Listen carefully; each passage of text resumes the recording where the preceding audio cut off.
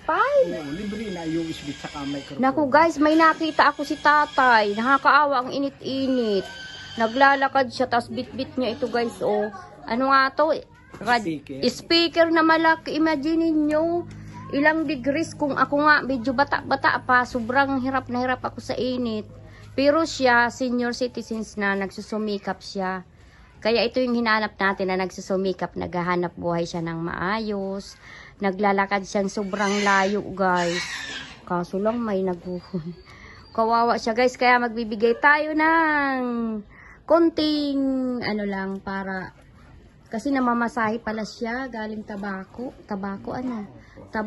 to TV sa amin dito sa lugar namin. Ayan guys, ipakita ko sa inyo.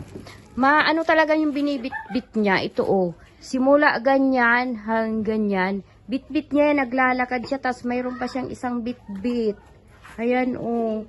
Ang layo-layo ng nilalakad niya. Mula doon hanggang ano.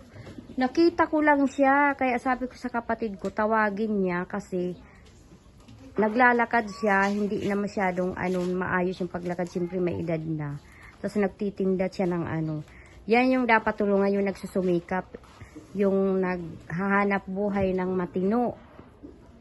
Hindi yung ano. So, ano ang pangalan mo, tatay?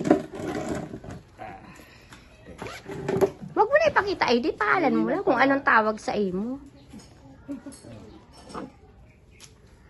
Yan si tatay. May ID siya. Pedrito Abraham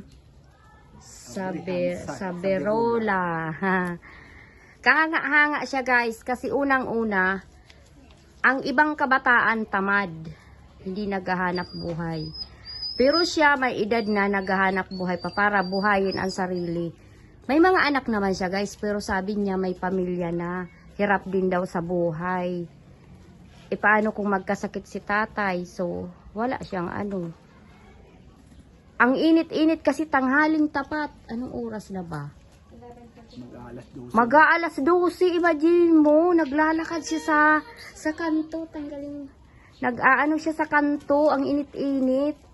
Super init dito guys sa amin. Ewan ko sa ibang lugar siguro ganun din. Tapos, wala pang kuryente. So, walang electric pan, magpaypay lang.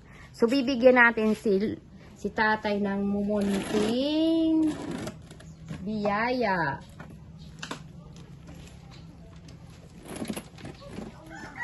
Hindi ako tatay bibili. Ibinta mo na lang yan sa iba.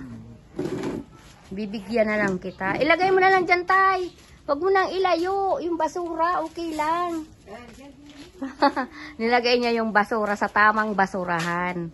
So, magbibigay kay tatay para may pambili kang bigas or pambili ng kung anong maibili mo sa ibibigay ko sa'yo. Wala na kayong mga barya.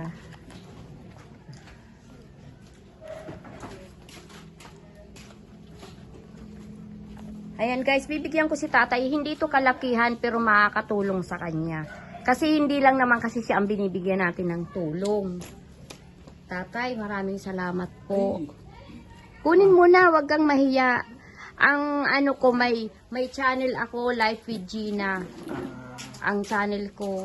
Hindi lang ikaw ang nabigyan namin ng tulong. May bililhan din kaming wheelchair na hindi na makalakad. Yan madalang na ang taong mga katulad niyo. Pinupuntahan namin. O magpasalamat na lang. Maraming salamat po sa inyong lahat at lalo-lalo na ang nagbigay ng tulong sa akin. Life with Gina. Magpakita ako. Ito guys, kasama ko si tatay. Nakita ko lang kasi siya sa kanto. Ang layo-layong nilalakad. Tapos hirap na hirap siya magdala kasi mabigat yung bit-bit niya. Thank you so much. Thank you so much po sa inyong lahat. May biskuit po, digdi ko. Taon ka pong biskuit. Yan akong